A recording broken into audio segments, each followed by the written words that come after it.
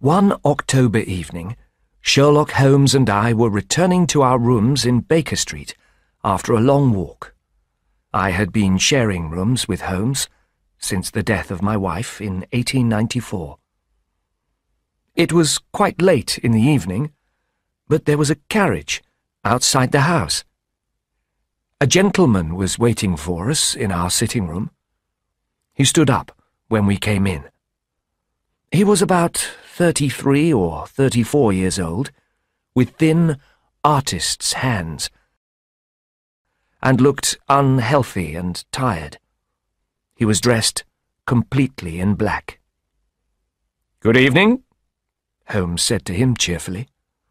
"Please sit down again. What can I do to help you?" "My name is Dr. Percy Trevelyan," said our visitor, "and I live at 403 Brook Street." "You have written a book on catalepsy, haven't you?" I asked. Dr. Trevelyan was very pleased and proud that I knew his book. His pale face became quite red. "I thought that the book had been completely forgotten," he said. "Very few copies were sold. I suppose you are a doctor yourself, sir?" "I used to be an army doctor," I replied, "and after that I was in private practice for a few years. My own special interest has always been catalepsy," he said. "I would like to work more on that disease, but one must take what one can get. I must not talk too much about my own interests, though. I realize that your time is valuable, Mr. Holmes." "Well, some very strange things have been happening recently at the house in Brook Street, and tonight they have reached such a point that I felt that I had to come and ask for your advice and your help." Sherlock Holmes sat down and lit his pipe. "You are welcome to both," he said. "Please give me a complete account of the things that are worrying you. Tell me all the details." "Some of them are very unimportant," said Dr. Trevelyan. "But the affair is so difficult to understand that I will tell you the whole story. I am a London university man. I won several prizes at the university, and my teachers thought that I would become a very successful doctor. I continued my studies afterwards, worked at King's College Hospital, and wrote my book on catalepsy. But, gentlemen, I had no money. A man who wants to become a specialist must live in the expensive area round Cavendish Square. There are only about 12 possible streets, and the rents are extremely high. One also has to hire a horse and carriage and buy furniture for one's house. I would have needed 10 years to be able to save the necessary money, but suddenly I had a great surprise. A stranger came to see me one day in my room at King's College Hospital. This gentleman's name was Blessington. "Are you the man who has won so many prizes?" he asked. "Yes, I am," I said, shaking his hand. "I want to ask you some questions," he said. "First of all, have you any bad habits? Do you drink too much?" "Really, sir," I cried. "Please don't be angry," he said. "I had to ask you that question. Why are you not working as a private specialist? I suppose you haven't enough money. I will help you. I will rent a house for you in Brook Street." I must have looked as surprised as I felt. "You will give me the other 3/4. It was a strange offer, Mr. Holmes, but I accepted it. A few weeks later, I moved into the house in Brook Street. Mr. Blessington came to live there too. He turned the best 2 rooms into a bedroom and a sitting room for himself. He had strange habits. He seemed to have no friends, and very rarely went out. Regularly, every evening, he came into my consulting room to find out how much I had earned. He then took all the money and gave me back exactly a quarter of it. I have been very successful as a specialist, Mr. Holmes, and in the last year or two I have made him a rich man. A few weeks ago, Mr. Blessington came down to speak to me. He seemed to be living in terrible fear of something or of somebody. But when I asked him about this, he answered me very rudely. Of course, I was waiting in my consulting room at that time the following evening, because catalepsy is a rare disease, and I was extremely interested. The Russian was a thin old man who did not look very much like a lord. There was a young man with him. He gently supported the old man with a hand under his arm as they entered. "Please forgive me for coming in with my father, Doctor," said this young man. "I will go back into the waiting room." Then the young man went out, and I turned to the older man to begin discussing his illness. Then I went back into my consulting room. Mr. Holmes, the old man was not there. The waiting room was empty too. Mr. Blessington, who had been out for a short walk, came in soon afterwards, but I did not tell him about the strange disappearance of my Russian patient. Well, I did not think the Russians would ever come back. But this evening, again, at 6:15, they both came into my office. "I am very sorry that I left so suddenly yesterday, Doctor," said the old man.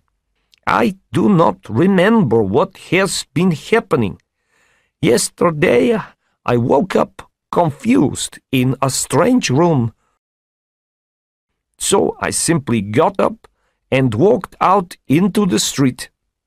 And when I saw my father coming out of your consulting room," said the son, "I thought that the examination was over. I did not realize what had really happened until we reached home." "Well," I said, laughing, "I understand everything now." I turned to the older man. "I will continue the examination now, sir, if you wish." For about half an hour I discussed the old gentleman's illness with him, and gave him the best advice I could. Mr. Blessington, who often went for a walk at that time of day, came in soon afterwards and went up to his rooms. A moment later, I heard him running down again, and he rushed into my consulting room.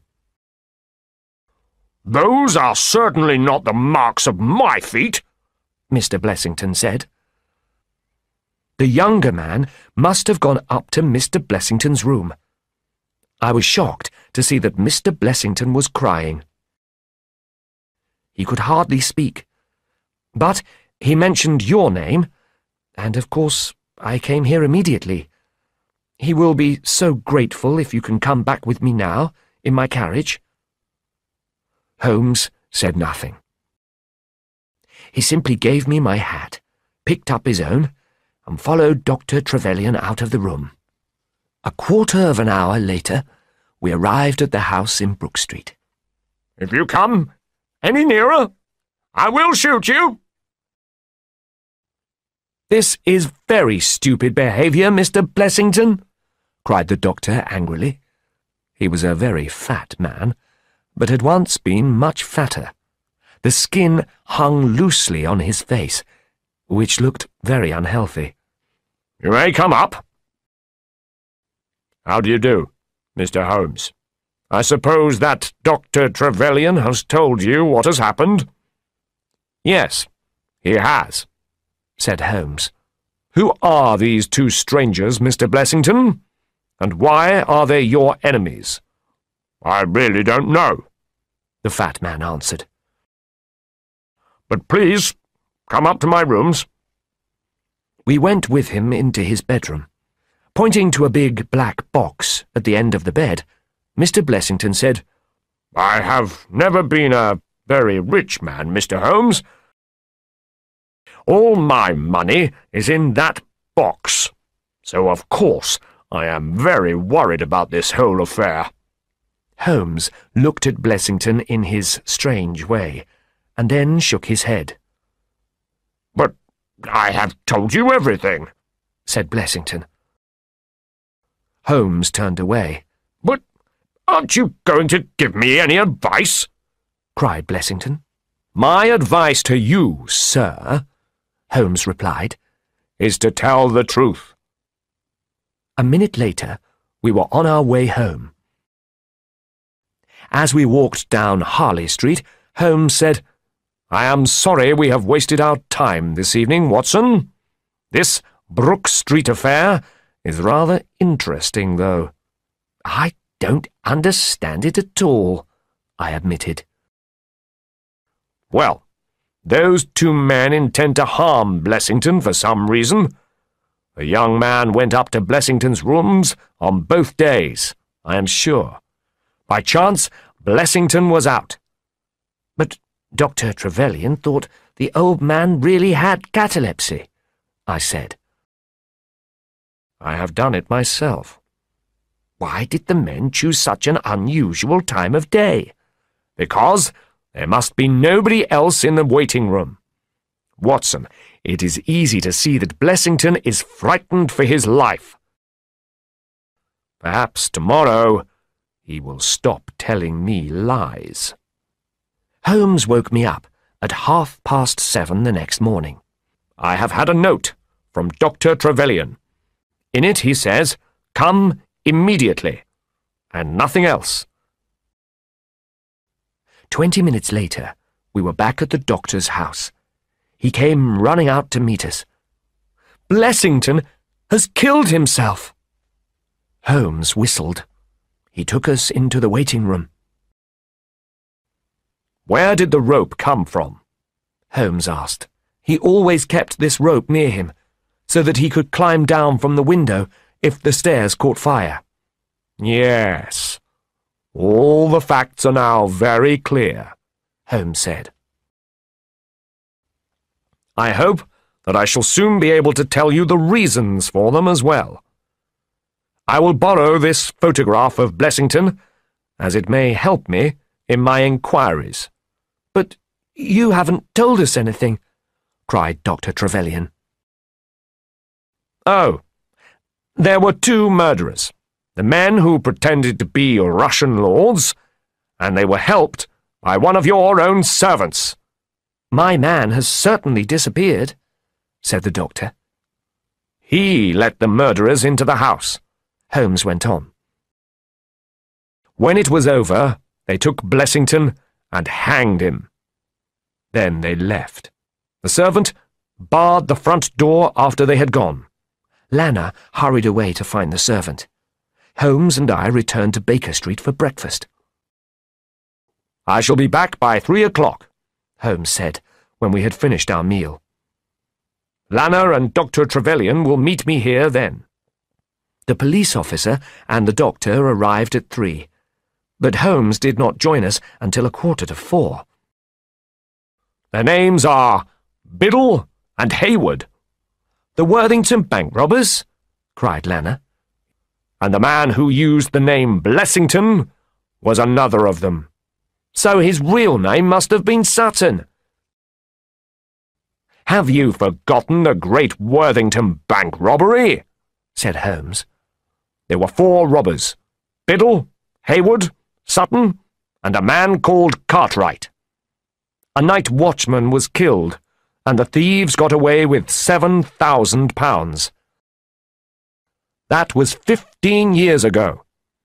When the case came to court, there was not much proof against the robbers, but this man, Blessington, that is, Sutton, decided to help the police.